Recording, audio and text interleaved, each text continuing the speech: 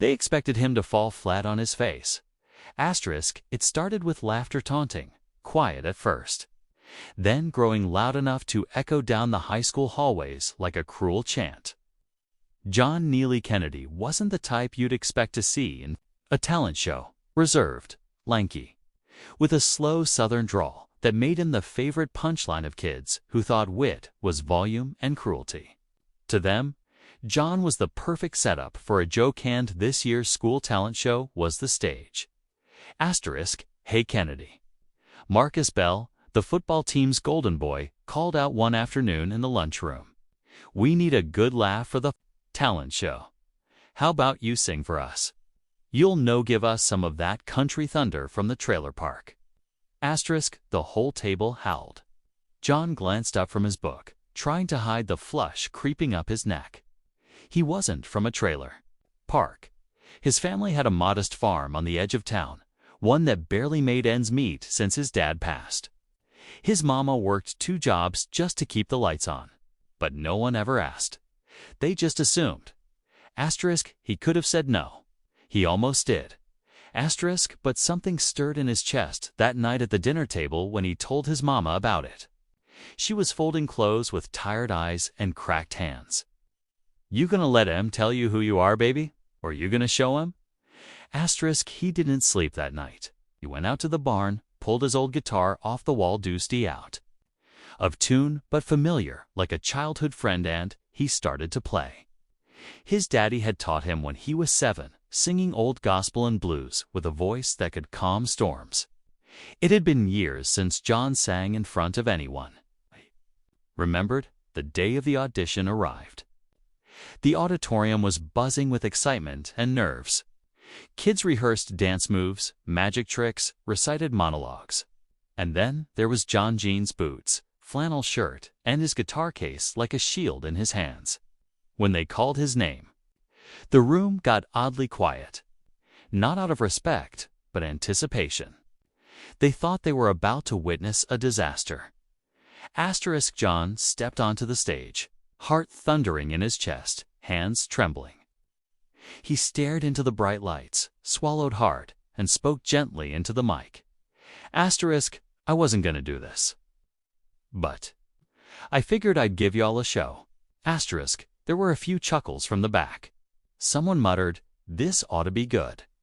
Then he began to strum. The first notes rang out, soft and slow, a melody full of sorrow and soul. Then he sang. Asterisk, his voice wasn't loud, but it was raw and real. Rich with emotion, trembling with truth. He sang Tennessee Whiskey, the way his daddy used to, but made it his own, delicate and deep, rising and falling like waves. It filled the room, quieted the laughter, and reached places inside people that words never could. Asterisk, when he hit the final note, there was silence. Not the awkward kind, it's a stunned kind. Then applause, not polite, not forced. Real. Asterisk, the judges stood. So did a few students. Somewhere in the back row, Marcus Bell's smug grin had vanished. Asterisk, John walked off stage with tears in his eyes. Not because of the applause, but because he'd finally sung again. For them. For himself. A week later, the talent show list was posted. There was John's name, bold and unmissable. And beside it, a star, meaning he'd earned one of the solo performance slots. Asterisk's word spread fast. People who'd never spoken to him before started saying hello. A few teachers pulled him aside, complimented his voice. Even Principal Harris, a stoic man of few words, told John he had something special. Asterisk, but the real victory wasn't the spot in the show. It was what happened backstage on performance night. Asterisk, Marcus approached him not with swagger, but sincerity.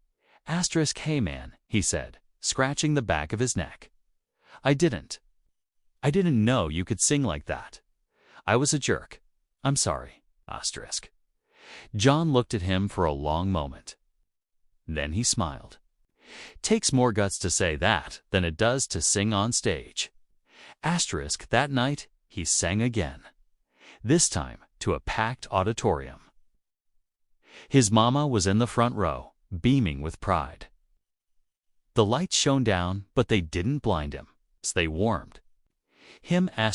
He sang not just with his voice, but with his story, with every moment of pain, every sleepless night, every word left unspoken.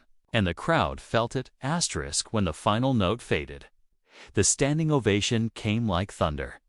Years later, John would go on to record music, perform on local radio, and eventually tour small towns across the country. Many never forgot that first stage, the one where they thought he was the punchline. What they didn't know is, sometimes, the quietest voices carry the deepest truths. And when you give someone a microphone not to mock, but to express, you just might discover a soul set on fire. Moral of the story: never underestimate someone based on what you think you know. Every person carries a hidden song. And sometimes, the most powerful performances come from those who've been silenced the longest.